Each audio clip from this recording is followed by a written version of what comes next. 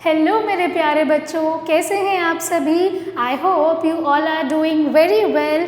This is your teacher Saumya Sharma and we are starting English grammar book grammar pathways for class 4th by Riddhi series and published by Children's Voice. Students, today we are going to start a new chapter from your English grammar book, chapter 12, and the name of the chapter is Interrogative Pronouns. In the previous class we all have learned about demonstrative pronouns, but आज हम सीखेंगे interrogative pronouns के बारे में. Let's start. What is your father's name? तुम्हारे father का क्या नाम है? Which of these books do you want? तुम कौन सी किताबें चाहती हो? Who is in the library? Library में कौन है? Whom do you want to meet? तुम किससे मिलना चाहते हो? Whose is this shirt? यह शर्ट किसकी है? In these sentences, my dear kids, इन सभी सेंटेंस में जो हाईलाइटेड वर्ड्स आपने देखे हैं आर इंटेरोगेटिव प्रोनाउंस. ये सभी क्या हैं? इंटेरोगेटिव प्रोनाउंस हैं. So in the previous classes my dear kids, हमने देखा था कि इंटेरोगेटिव सेंटेंसेस क्या होते हैं. तो इंटेरोगेटिव यूज़ किया जाता है जहाँ पर आप कोई भी क्वेश्चन पुट अप करते हैं, कोई भी सवाल पूछते हैं. They are used to ask questions. किस लिए यूज़ करते हैं? क्वेश्चंस आस्क करने के लिए. We put the interrogative mark at the end of such sentences.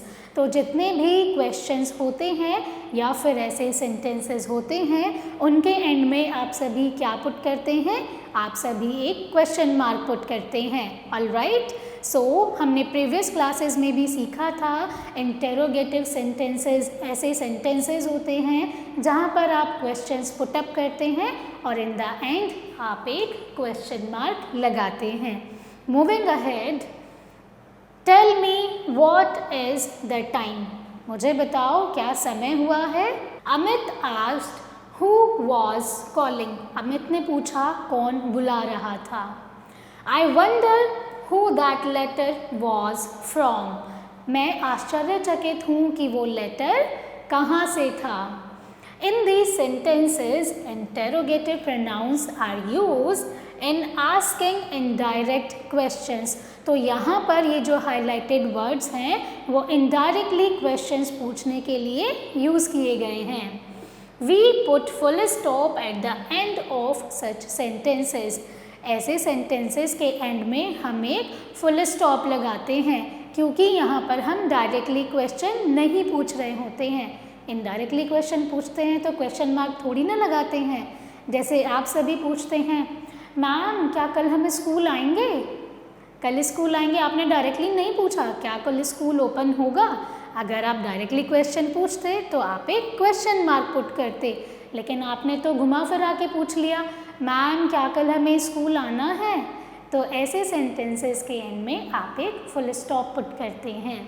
Now general rules for using interrogative pronouns. अब हम कुछ जनरल रूल्स देखेंगे इंटेरोगेटिव प्रोनाउंस को यूज़ करने के लिए. Who is used to refer people only. Who को आप कब यूज़ करते हैं? जब आप केवल किसी पर्सन के बारे में बात करते हैं. For example who called me. मुझे किसने बुलाया. All right. तो यहाँ पर किसी पर्सन की बात हो रही है. All right. Next is which is used to refer both people and things. Which आप कहाँ पर यूज़ करते हैं? विच आप पर्सन और थिंग्स दोनों के लिए यूज़ करते हैं. Now we will see one example. Which of them had done this.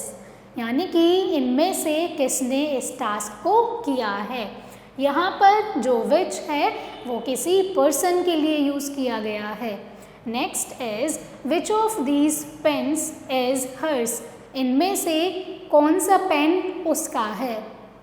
यानी कि मेरे पास बहुत सारे पेन हैं और वो आप सभी के पेन मेरे पास कलेक्टेड हैं. तब मैं क्या पूछूंगी कि इनमें से कौन सा पेन कौन से स्टूडेंट का है. ऑलराइट, तो विच को आप पर्सन्स के साथ भी यूज़ करेंगे और थिंग्स के साथ भी यूज़ करेंगे। Now we will see the use of what. What is used to refer things only. What को आप कहाँ पर यूज़ करते हैं? केवल थिंग्स को रेफर करने के लिए यूज़ करते हैं। For example, what are these spots on your shirt. तुम्हारी शर्ट पर ये दाग कैसे हैं? ऑलराइट, तो वॉट को आप यूज़ करेंगे when you all will talking about things. Alright, I hope students you all have understood about interrogative pronounce. Interrogative pronounce कुछ ऐसे वर्ड्स होते हैं जिन्हें हम क्वेश्चंस पुटअप करने के लिए यूज़ करते हैं। उसके बाद हमने देखे कि किस पर्टिकुलर वर्ड्स को हम पर्सन के लिए यूज़ करते हैं और थिंग्स के लिए यूज़ करते हैं। Now we will be coming to the exercise part. Use the correct forms of the interrogative pronouns in the following. कुछ सेंटेंसेस आपको गिवन हैं, यहाँ पर आपको करेक्ट इंटेरोगेटिव प्रोनाउंस फिल करने हैं। Dash is in your bag. What is in your bag. तुम्हारे bag में क्या है? तो यहाँ पर बैग में कोई बेटा थिंग ही हो सकती है, कोई वस्तु ही होगी आपके बैग में, कोई पर्सन तो होगा नहीं। तब हम क्या यूज़ करेंगे? व्हाट यूज़ करेंगे। Dash do you prefer, tea और coffee. What do you prefer, आप क्या प्रेफर करेंगे, चाय या फिर coffee. So again you all will write what here. Dash is this bottle. You all will fill the correct pronoun here. So, whose is this bottle? यह bottle किसकी है? तो आप यहाँ पर करेक्ट इंटेरोगेटिव प्रोनाउन क्या यूज़ करेंगे? whose. Then, Dash gave you that dress.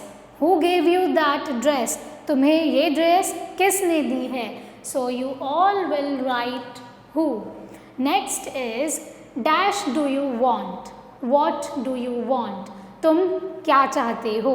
The correct pronoun will be what. Next, dash is the matter. What is the matter, क्या मसला है भाई, क्या बात हो गई है? तो आप क्या फिल करेंगे? What.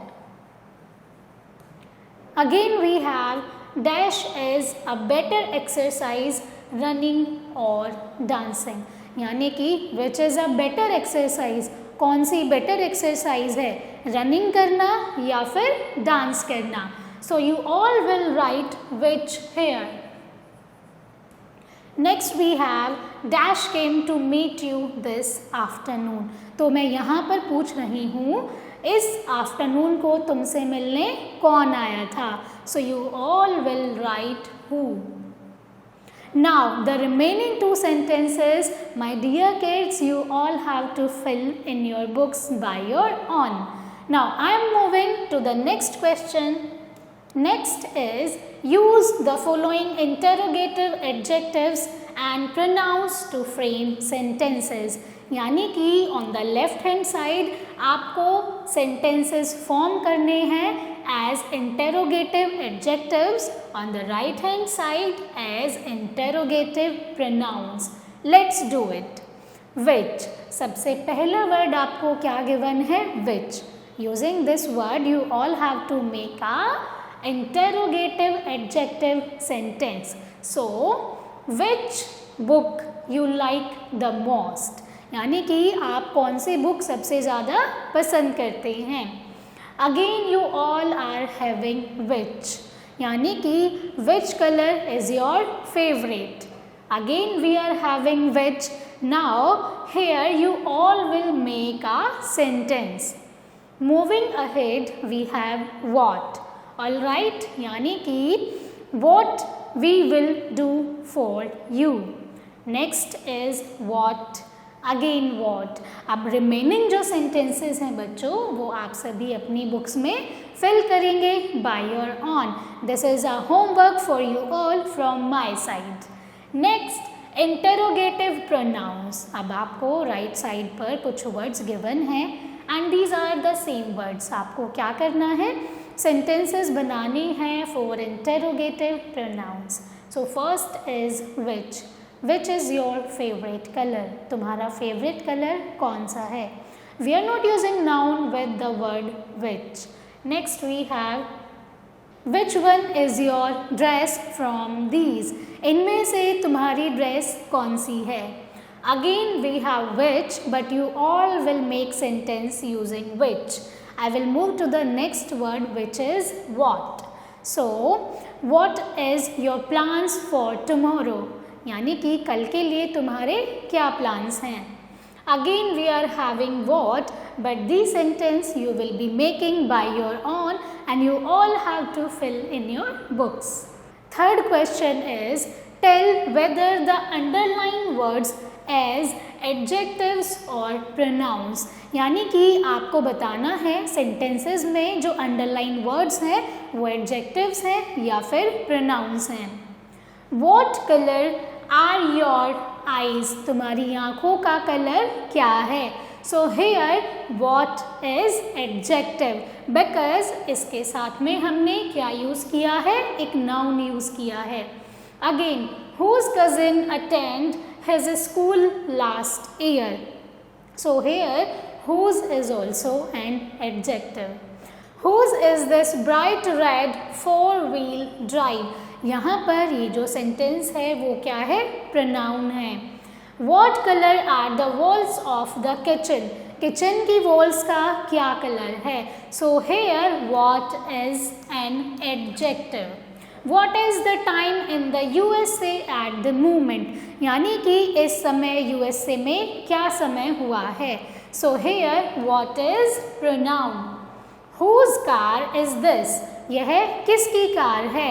But here the underlined word what is an adjective. Whose pencil case is this? Here whose is again an adjective. What number is your house? तुम्हारे घर का क्या नंबर है? But here the underlined word what is a pronoun. Next and last we have which bank closes at 5 p.m. कौन सा bank 5 p.m. पर close होता है? Here which is used as an adjective. I hope students you all have understood about interrogative pronouns. That's all for today's class. Students, that's all for today's class. I hope you enjoyed this class. Thank you so much for watching and learning with me. I will see you all in the next class.